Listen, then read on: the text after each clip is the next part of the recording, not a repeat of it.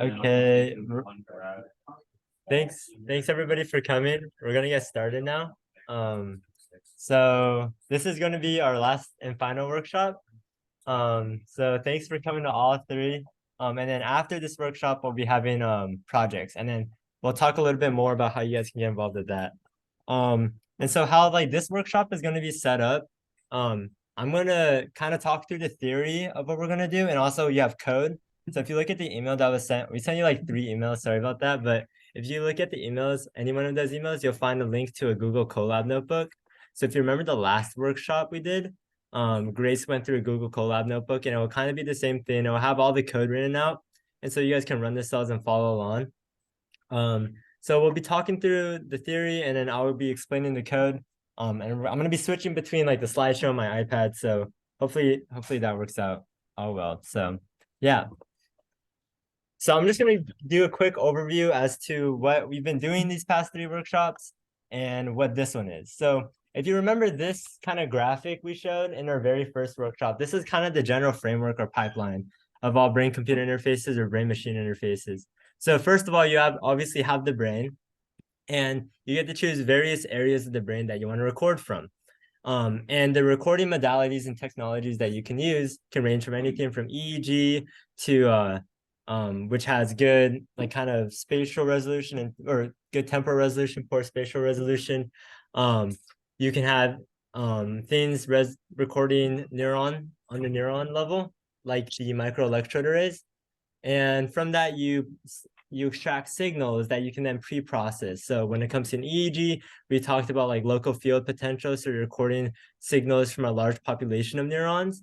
When we're talking microelectrode arrays, we're talking on the neuron by neuron basis. So when it comes to this workshop, we're going to be simulating data and neuron data. So spiking data from a neuron.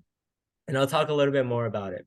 So what this workshop is focused on is kind of this other part, the decoding part. So once you have the neural data, and you have an experiment, and then you record brain activity from that experiment, how can we translate those neural signals into maybe controlling a robotic arm or anything else? So this is going to be a very like basic kind of run through on the concepts.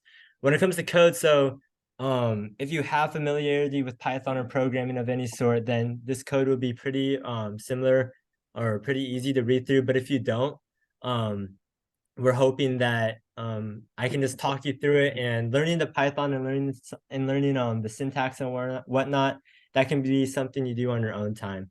But it's not too difficult, and we'll also send out resources that can help you along that path. Okay, does that sound good? Cool, okay. Okay, so I'm just gonna run through the basics of what we call supervised machine learning. And if you're already familiar with this, nothing will be new, but essentially what you have in any machine learning framework, when it comes to supervised machine learning, you have a data set. And what this data set has, it has a set of features, and it has a certain variable that you're trying to predict. For example, like if you're trying to, you have a data set regarding housing, and you're trying to predict the price of a house, you can have features on where the location of the house is, how big the house is, how many bathrooms the house has, how many bedrooms the house has, and those can all be features that you can be used to predict the price of the house. So that's just an example. So what we do is we take this data set and we split it up into 2, a training set and a testing set.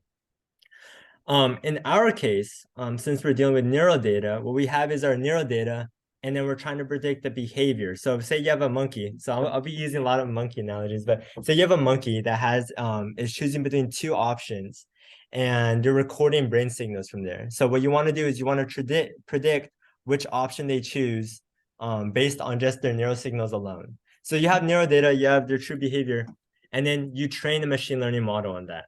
And then when your test set, you have a different set of neural data, and then from there, you try to predict their behavior, and then you compare that with the actual behavior of the monkey.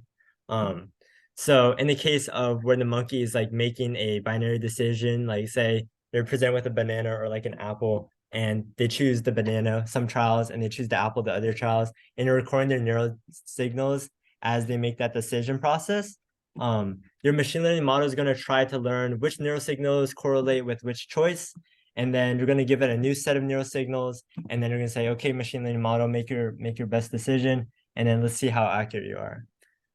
So that's kind of the general framework of supervised learning, all very like kind of a high level view.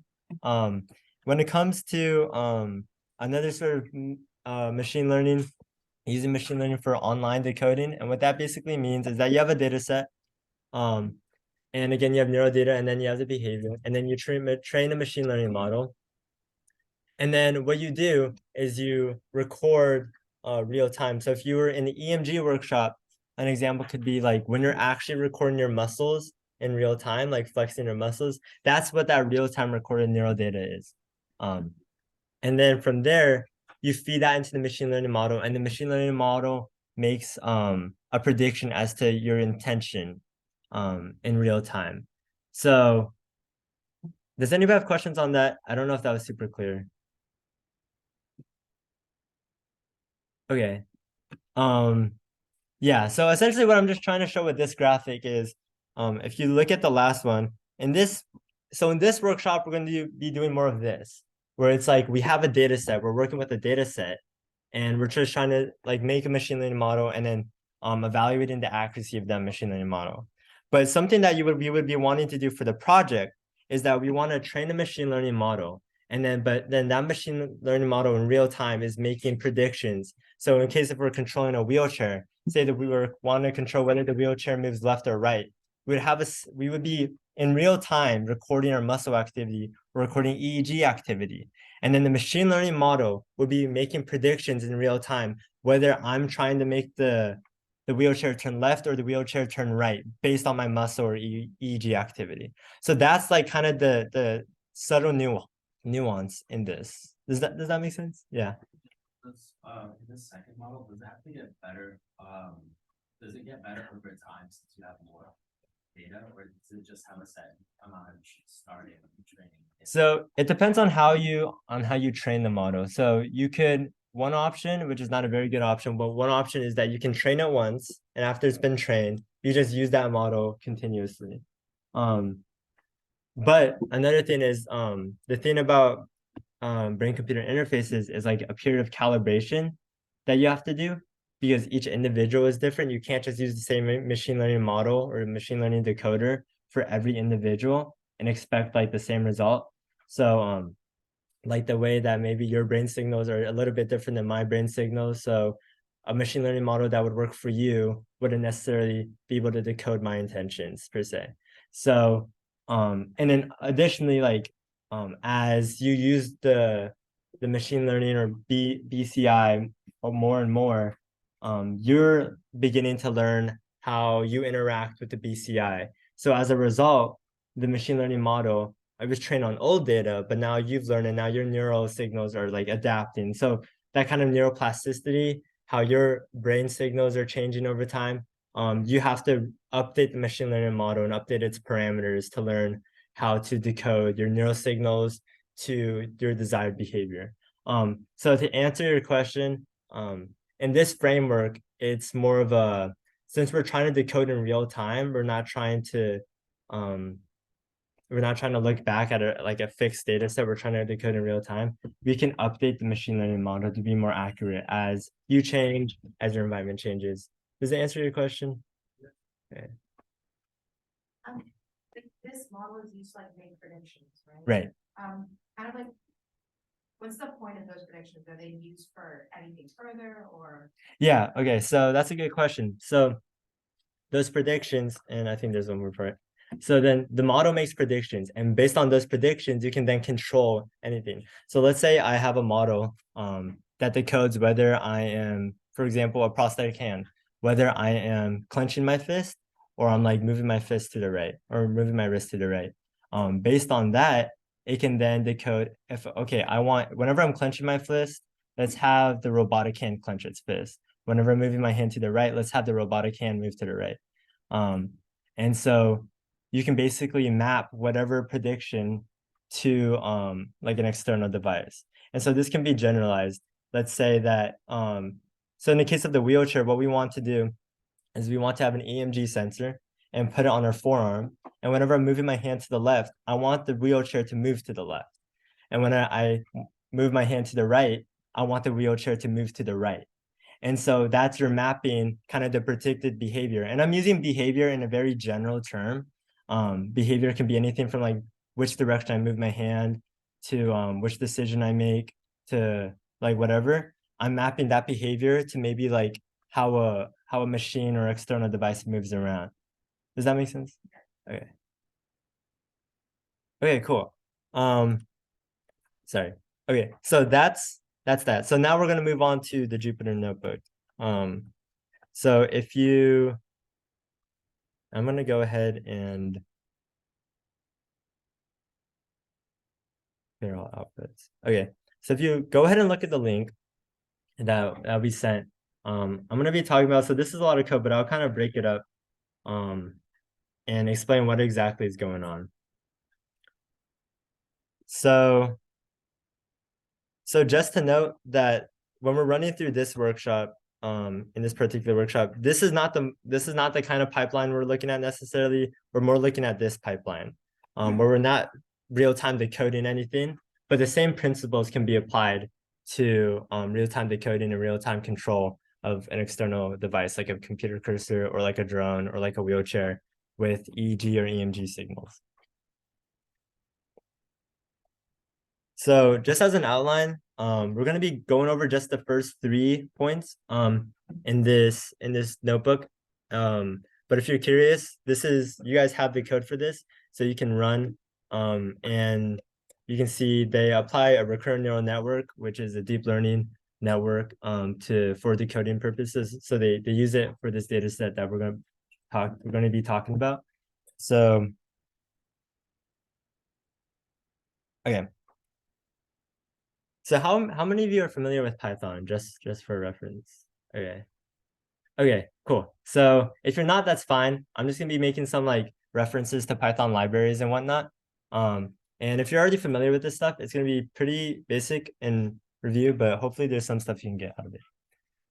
So when it comes to our notebook, some really important Python libraries include NumPy and Matplotlib, which you guys might be familiar with. So we'll be using Matplotlib to visualize how our model performs, and we'll be using NumPy for like our vectors and our math operations and whatnot.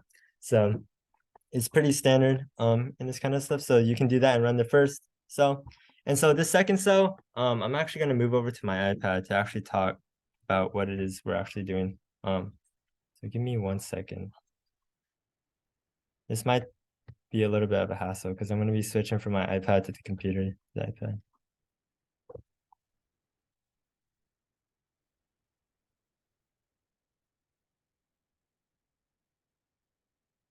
That didn't work. Hold on.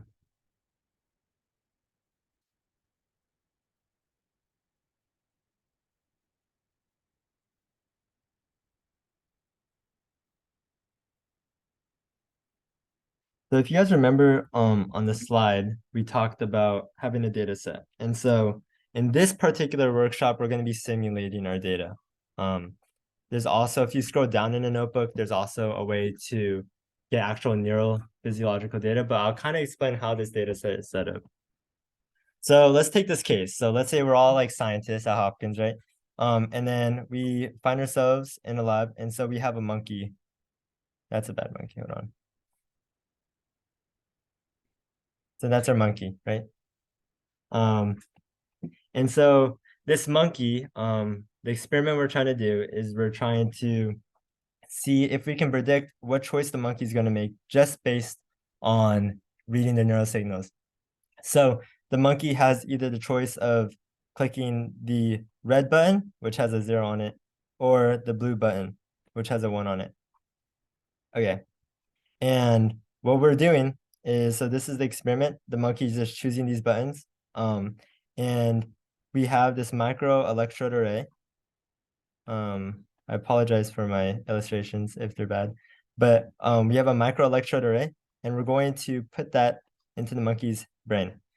And what we're doing is we're recording. So here's our fun neuron. What we're doing is we're going to record the spiking rate of a particular neuron. And we're going to do this for 10 neurons. Okay.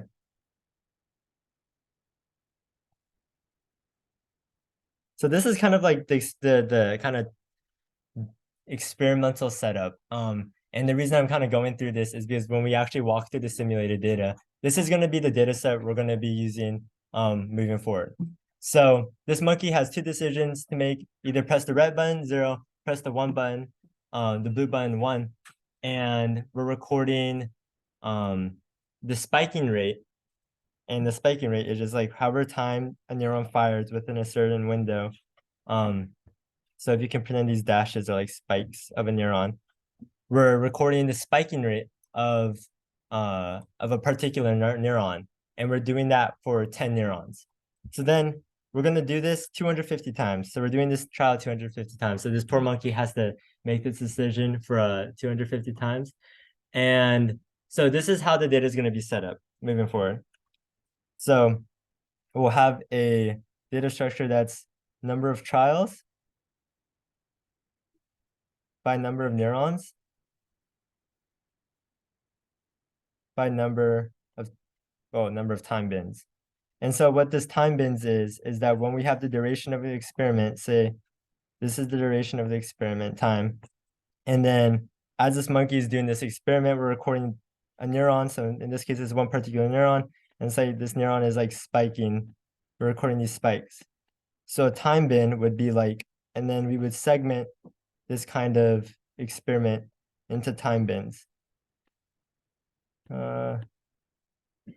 But then all these boxes are like equal size.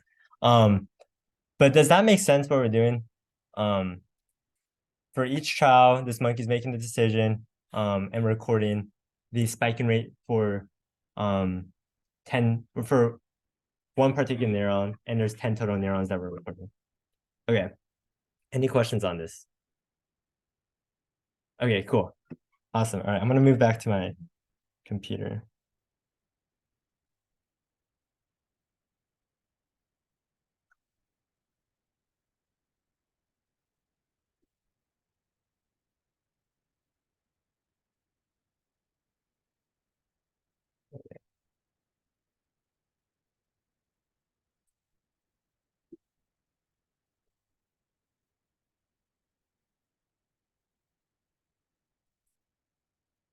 Okay. So this is what the code is doing. And sorry, it might be a little bit hard to see, but I'll try to like zoom in. Okay. So in here, we define the number of trials that we're going to do. So 250 trials of this monkey making this decision. We have n neurons. So like we're recording from 10 neurons. And the number of time bins we have per trial is 50. So we're taking this experiment length and we're dividing it up into 50 time bins. And so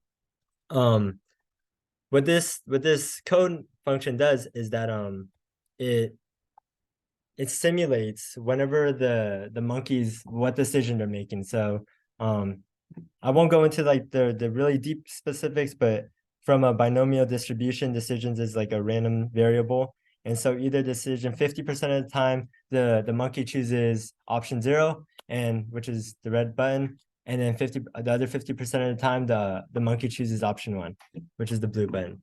And then what we do is we simulate neural recordings. So the spiking frequency of a particular neuron for 10 neurons.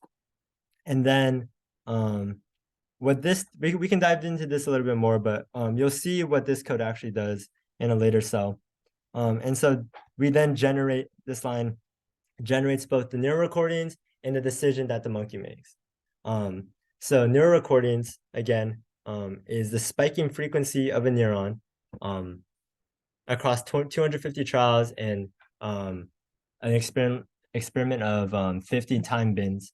And then for each trial, there's a decision associated with it. So does the monkey make press the red button, or does the monkey press the blue button? Okay, does that make sense? If there's any questions, please ask. Okay, so I'm assuming it makes sense, and I'll move on.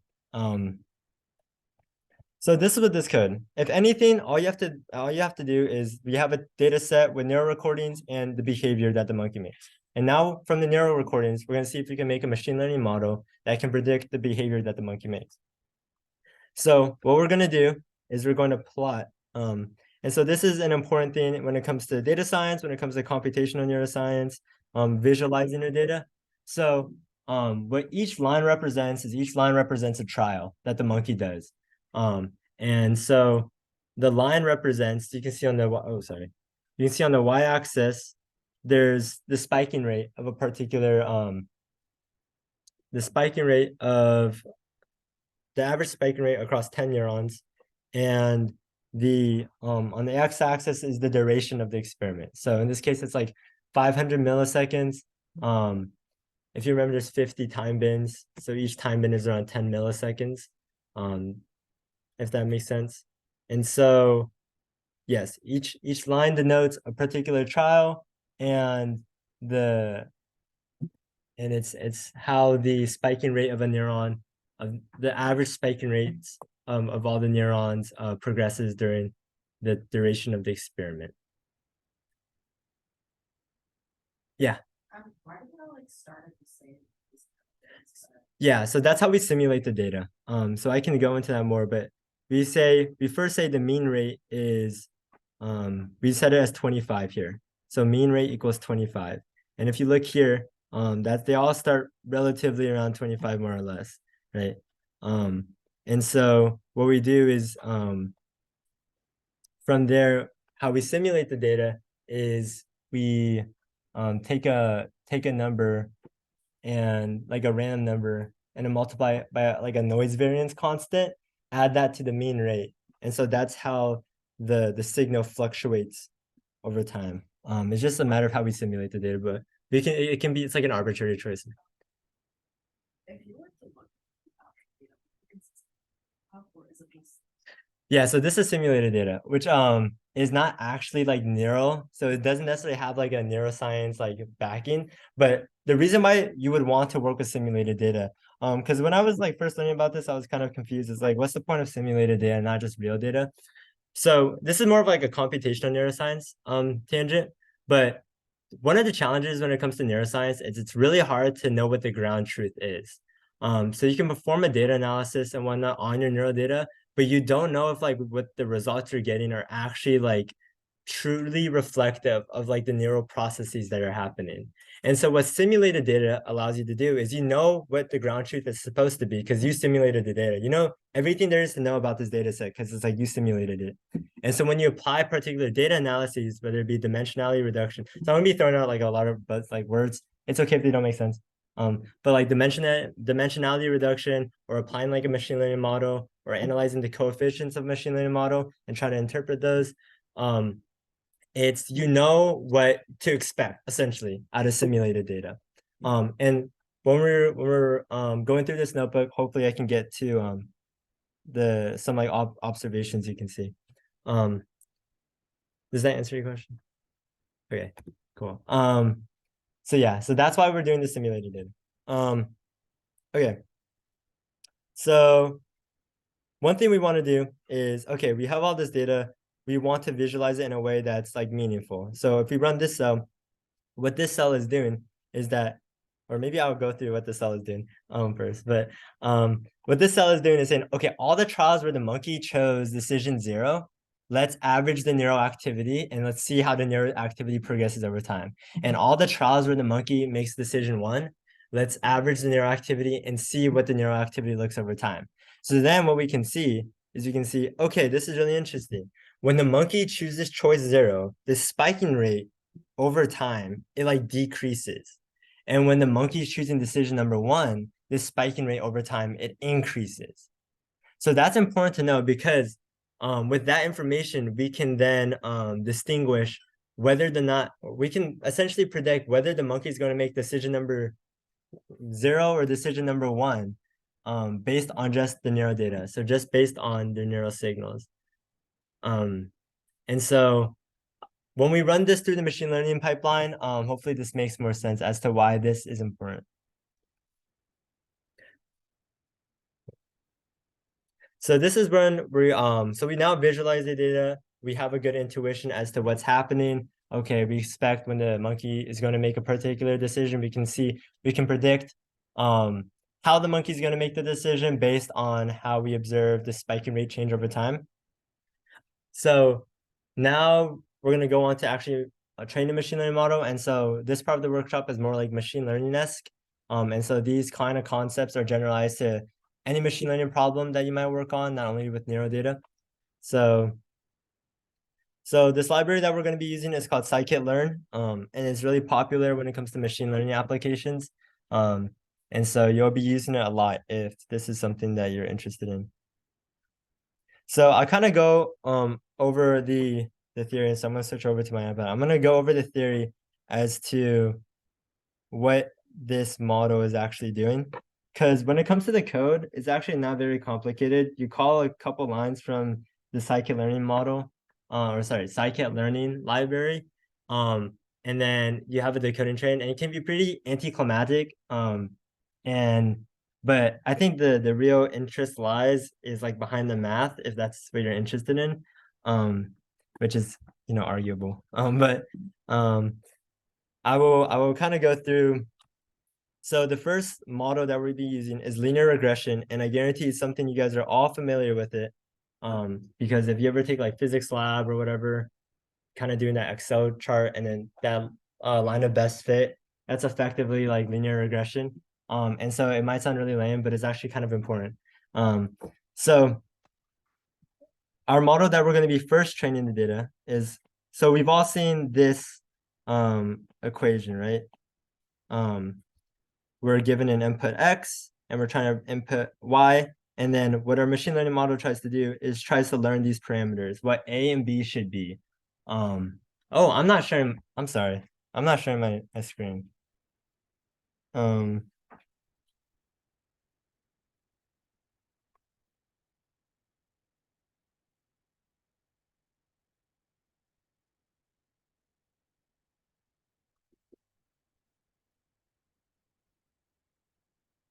Okay, cool.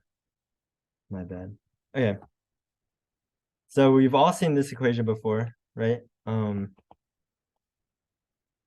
This y equals ax plus b. So yeah, given an input x and an output y, we're trying to learn what a and b are. And so these are kind of what we call the parameters.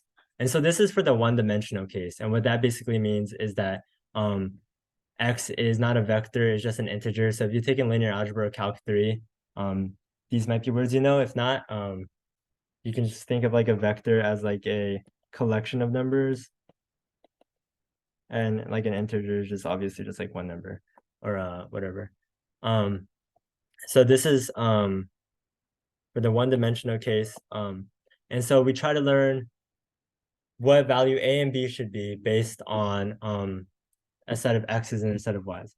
So how linear regression does this is how it computes what A and B should be is optimizes this function. So I'm going to be writing math. I'm sorry if you don't like math. But it's kind of important to understand. So this equation.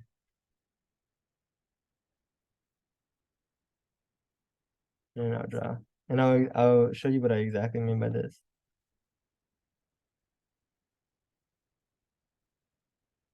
Okay, cool. So if you can see that, so let's say this is our x and this is our y. And to put this more concretely, let's say this is our well, I'll do that for next, but okay. Let's say that this is time. And our y is actually, it doesn't really work with this regret or this particular example or this particular model. But effectively what we try to do is you try to fit a best line of fit that captures most of the data. And so how this works is by a process of least mean squared. And so effectively what this math tries to do is that we try to create a line that minimizes the distance of like 1 point of like the actual y values from the predicted y values. So this kind of line gives us a predicted, which we'll call y hat. And so that's what this variable is, it's y hat. And but this gives us a predicted value, and then we have the actual value, and we're trying to minimize the difference between those two squared. So, and in the case of our case, we have 10 neurons. So when we're predicting, we have neural signals or the spiking frequency for 10 neurons. And what we try to do is we try to predict the decision that the monkey makes based on the spiking frequency of those 10 neurons. Does that make sense? It's okay if it doesn't fully. But I'm pretty sure most of you guys are familiar with this in one way or another. You're just making like choosing the line of best fit effectively. Okay, so I'll show you how the code does it, and then we'll move on to another model that's more important for our particular case.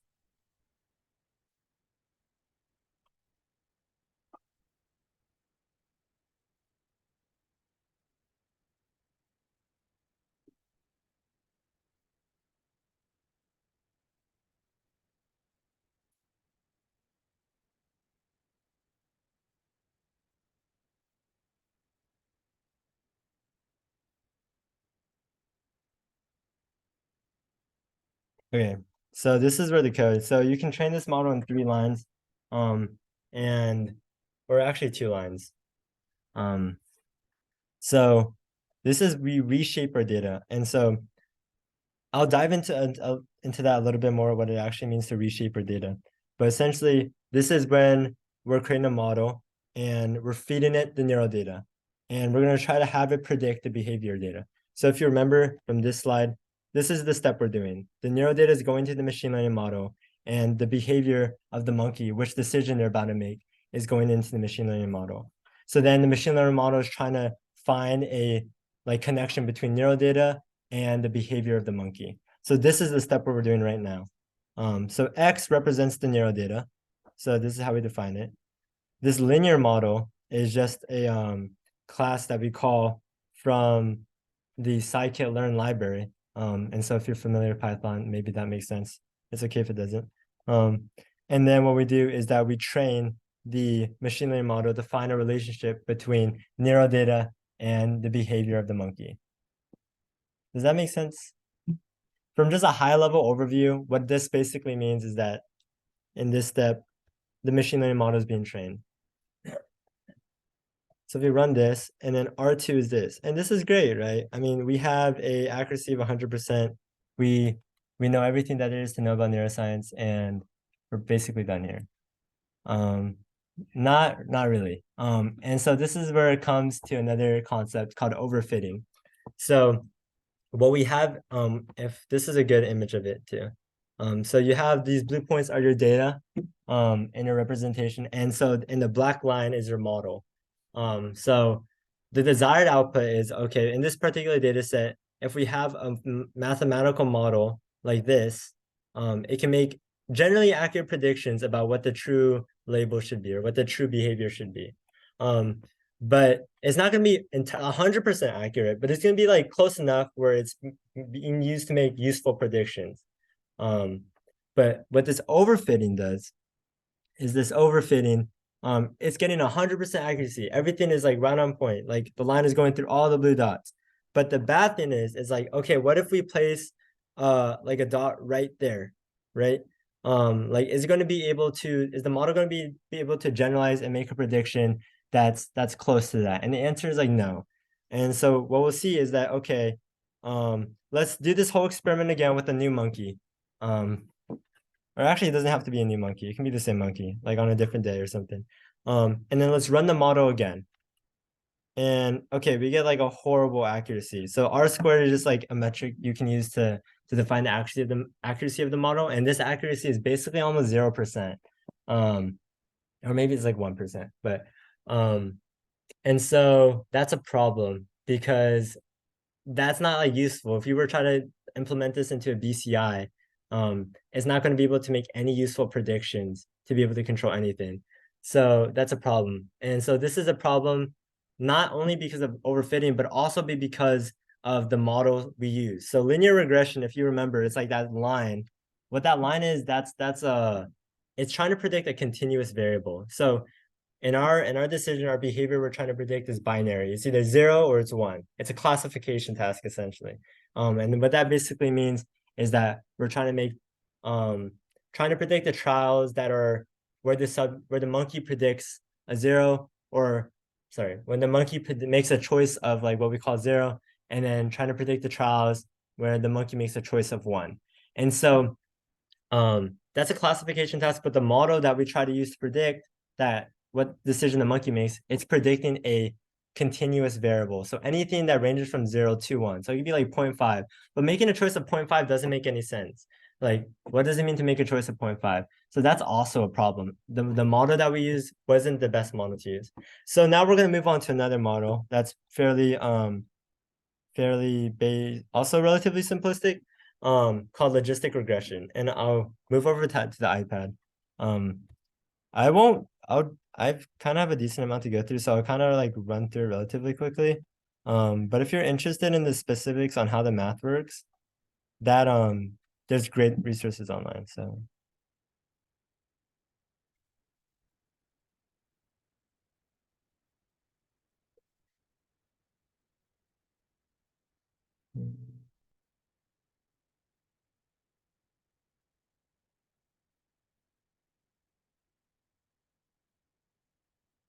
okay, so how logistic regression is.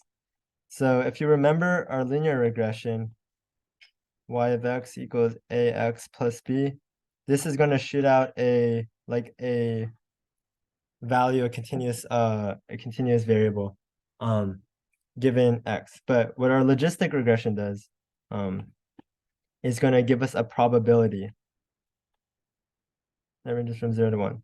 So like let's say oh shoot, what colors did I use? Okay, this is choice 0, and then this is choice 1. And then you have in this case x. Let's say that our x-axis is the spiking rate of one particular neuron over the duration of like experiment. So average spiking rate of a neuron over the duration of an experiment, or something. So what our logistic regression does, is that it plots a curve like this as opposed to like this straight curve like that. It plots like almost like a S-shaped curve. And what this does, it gives us the probability of the monkey selecting choice 1. And so that might seem kind of abstract, and that's because it low-key is, but effectively, what we want to do is we want to try to find a relationship between the neurosignals and the behavior that the monkey is doing. And so without going into a ton of detail, if this is, for example, spiking rate, and let's say that if we noticed previously, it was the monkey made choice 0 when the spiking rate was lower. Oh, sorry.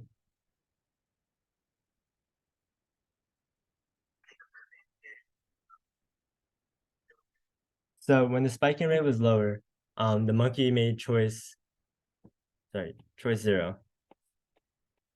And when the spiking rate was higher, the monkey made choice 1.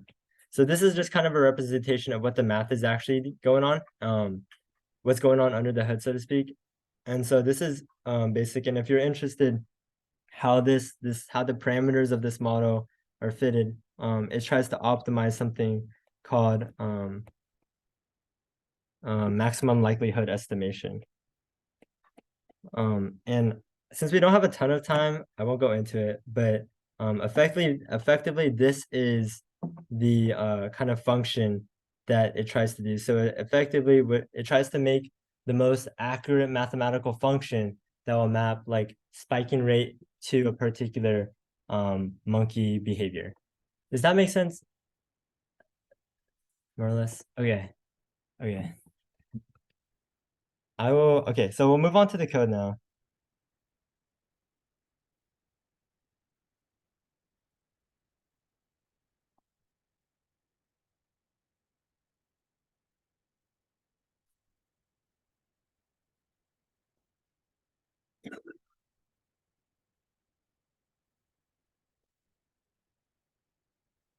So just like how we did with linear regression, we're going to train a new machine learning model now. And this time, the machine learning model is going to be using logistic regression. And also zoom into my screen because you guys can't see that very well. And so when we do that, we can see their accuracy. When trained on, so if you go to this, so when trained on the training set here, the accuracy was 100%. And when trained on the testing set here, and then we can evaluate the accuracy, the accuracy was about 88%, which was a lot better than our linear regression model.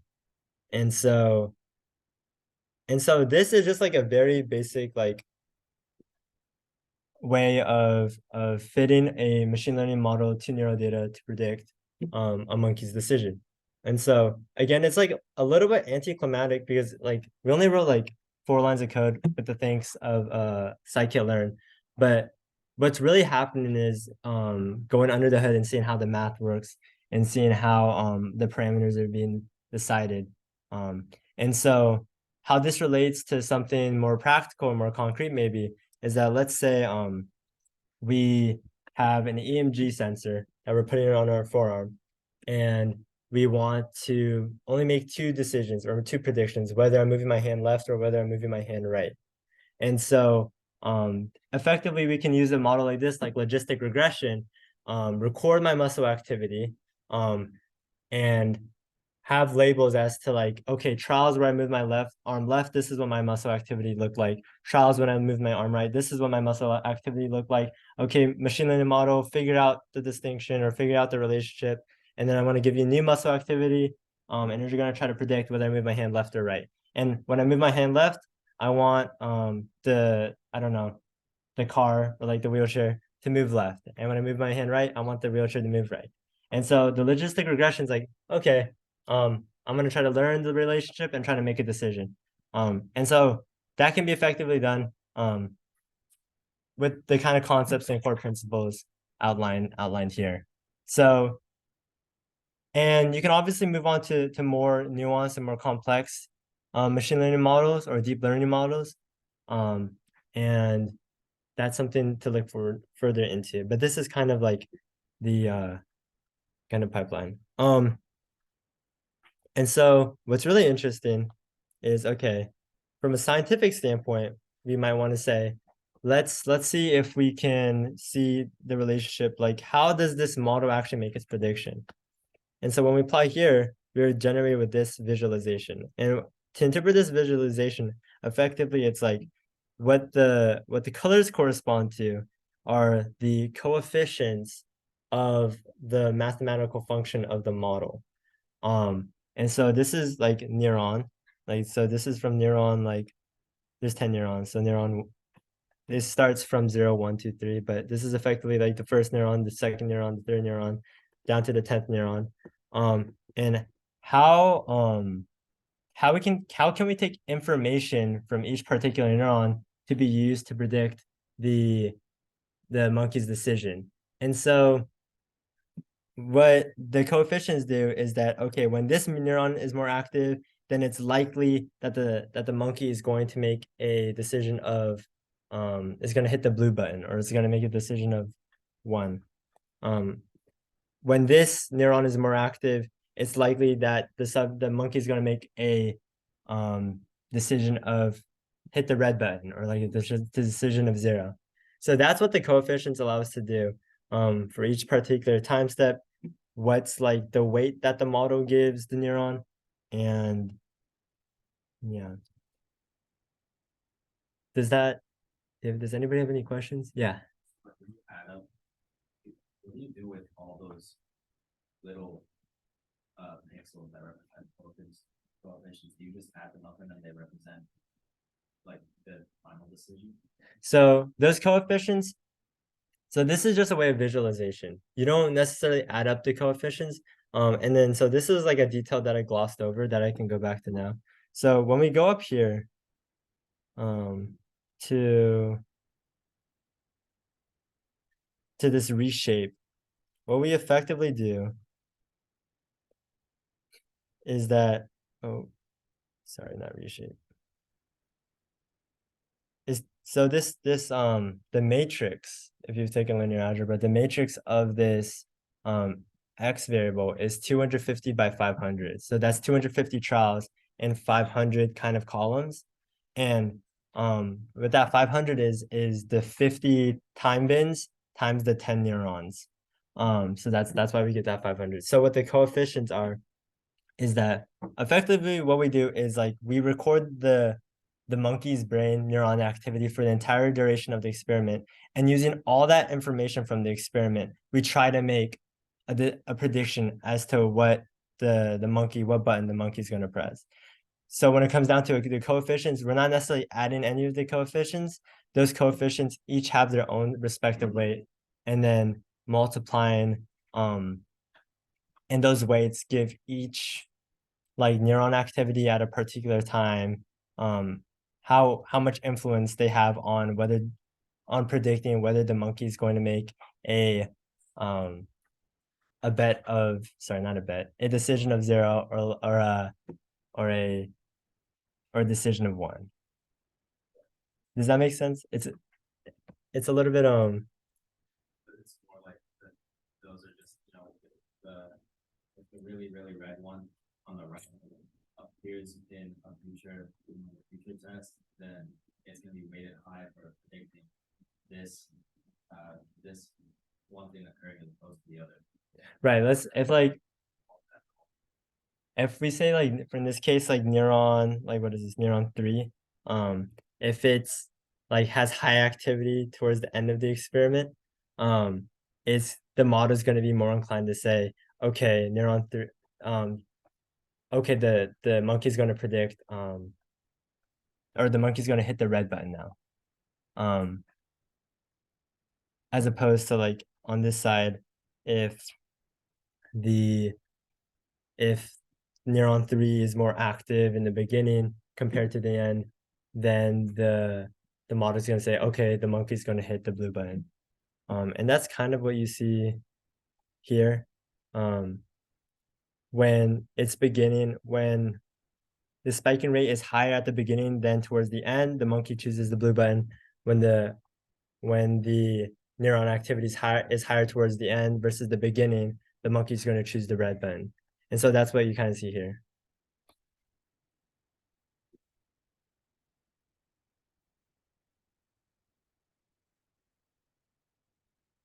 Okay, we're gonna move on.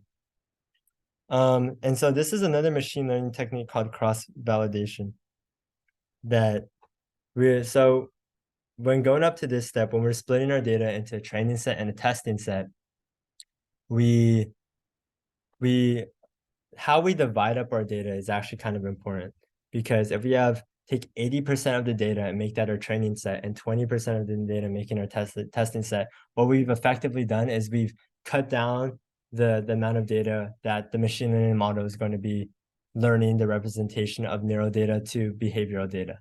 And so that is a problem because with a lot less amount of data, there's going to be higher variance or higher variation in the prediction.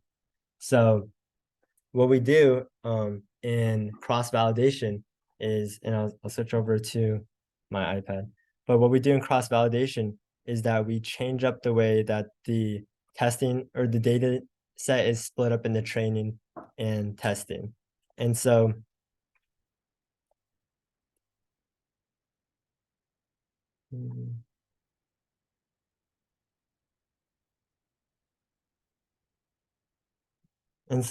it's a pretty actually like relatively simple concept. It's like if this is our data set like say this rectangle represents our data set. What we do is we kind of divide this data set into, say, let's say if we're doing like a 5-fold cross-validation, as they call it, we divide it into 5 segments. And then what we do is we say, okay, like we're gonna first take this and make that our testing set, and then we're gonna make the rest of this data into our training set. And then we're gonna train the machine learning model on that and then evaluate its accuracy. And then what we did on the second run, we take this kind of second chunk and make that our testing set, and everything else is the training set. And then we train our model and then evaluate it to see how well it does. And then on the third run through, you do the same thing, except you take the third chunk and make that your testing set, and then you make the fourth chunk your testing set, and then the fifth chunk your testing set. And so that effectively is called cross-validation. The way that you kind of divvy up your data set into training and testing that you then evaluate your model at.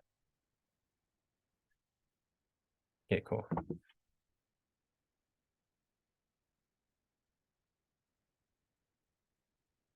And so that's, I'll show the bit of code that does that. Oh.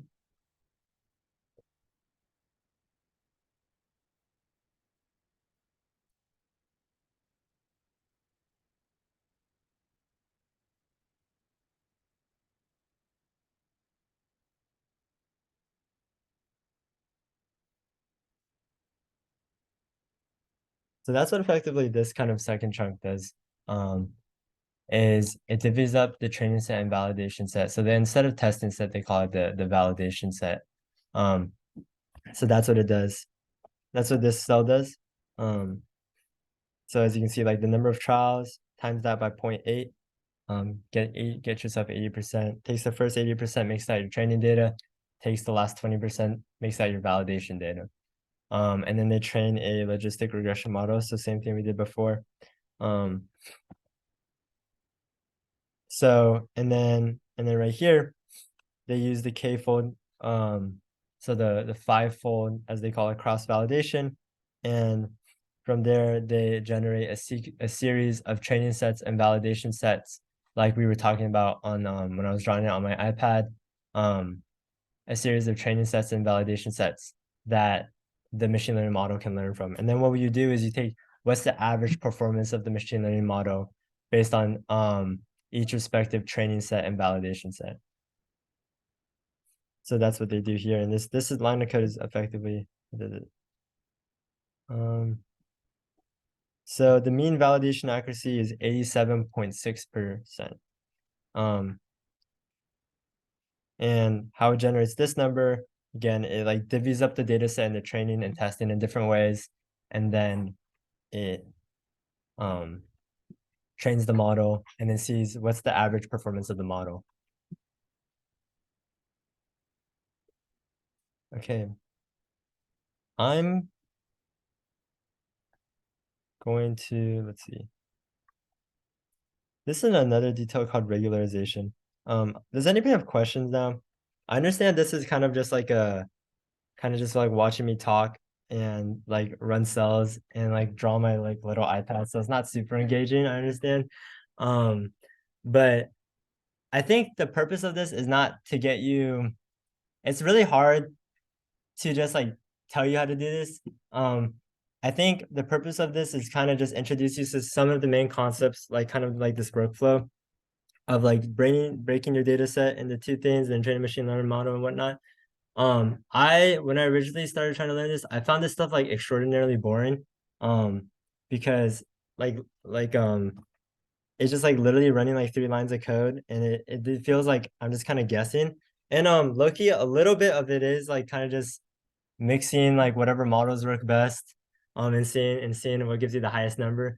But I think the really interesting part comes from understanding the math and how it works. And like effectively what you're doing is you're creating a mathematical representation of like how does neural representations or neural signals translate to behavioral data. And so again, the applications of this when it comes to the actual project, the applications of this is like you can see this all the time when it comes to like maybe prosthetic hands. like based on the muscle activity, which grip of the prosthetic hand we did. So if you guys did the EMG workshop, it was mainly just like moving a servo, like you flex your arm and like, okay, the servo moves. But you can do more complex things. Say you have a more like complex robotic arm. You can make me move different gestures and map those gestures to different postures of the robotic hand. So we're about hitting an hour, and I won't, unless you guys are especially intrigued, I won't necessarily go through what regularization is, but regularization is also an actually important thing. Effectively from a high level, what regularization does is it kind of desensitizes your model. And so what that means is that while your model is trying to learn how to take neural data or EMG data or whatnot and try to learn like a particular output, what it might be prone to overcompensate. And so let's see. I don't really have a good graphic per se. But what regularization does is, okay, it might perform less well on my training data or my training set, but it's going to perform better on my testing set. And that's what I really care about. How well does my model generalize to like data it's never seen before? So that's kind of a high level view of what regularization is. Okay. Well, it is an hour, and I know you guys are busy. But thanks so much for coming to the last workshop. Before anything, this is a slide. This is like two QR codes that it would be great if you guys fill out. So since this is the last workshop, we want to move on to projects, and that's arguably where most of the learning happens, hands-on. And so when it comes to the projects, we haven't heard back from Hopkins, our office, in regards to whether or not we receive funding, but fret not. Grace here has a project running the EEG kind of tutorial project that isn't reliant on Hopkins funding. And even if we don't get Hopkins funding, I will try to work around it. But essentially, when you fill out the projects and subteams interest form, what that does is it allows us to see what projects you are interested in, and also allows us to see what sub teams you're also interested in. So if you really like the EEG workshop the most, then maybe you want to learn more about EEG. You can either join Grace's project regarding the EEG, or you can also join the sub team. I think we call it the sensing sub team that's related to EEG. Or if you like more of the like machine learning type things, you can join the decoding sub team within the we called it the Catalyst project, which is like effectively we're trying to control an wheelchair with both EMG and EEG activity. And also, if you could fill out the workshop feedback form, this was our first semester we did any of these kinds of workshops. We really appreciate you guys for coming out to these workshops. If you fill out the form, what you liked more, what you liked least, do you prefer more of the hands-on activities? Do you prefer more of the lecture, kind of follow along? This definitely was a much more lecture-focused one. The EMG was definitely much more hands-on. And so we would love to hear your feedback on that so we can make them better for the spring semester / next year. But yeah, if you have any questions, we're here. You can ask. You guys are free to go if you got stuff to do. But thank you so much.